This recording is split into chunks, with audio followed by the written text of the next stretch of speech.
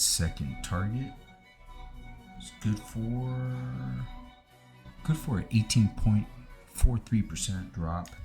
Gap down today. We have a near-term gap resistance now. Looked like we had a little bit of a wick. Had some buy orders here. Very, very minor here at that 67.45 level. We'll see if we get that bounce tomorrow. Again, we got that gap now. We got the bottom of the gap here at 70.69 for another objective entry. Top of the gap for 72.32 for a little minor near-term resistance as well. We'll see if we even get there. We might just melt right through this 67.45. I added two more levels, 57.27 and 50.29 for more support and short covering targets here. This would be my third and fourth target. Beautiful looking setup. We had a primary trend line off the corner crash lows in a symmetrical triangle. We had a false breakout, back tested for almost a near full week. This is the daily, mind you.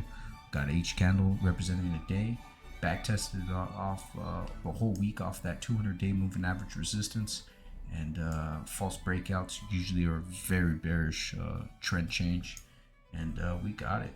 Broke down, had issued a sell signal, hit the top of that symmetrical triangle for another rejection, and we never looked back. So we'll see how it plays out. Keep you updated. See if we hit these next targets, and we'll see if we could have again an add-on on the top of that gap. If not, at the bottom of the gap for a little bit of add-on. If not, if you want to wait for that 76.65, we'll see. We'll see how the broad markets end up reacting to them all. I do favor more of a pop in the broad markets, and we'll see how it plays out. But these are the next two targets here. And if we take out that 50.29, things get real bad. I suspect we'll go revisit potentially the COVID crash lows here. So we'll see how that plays out. We had negative and bearish divergences continuing to develop on all three indicators.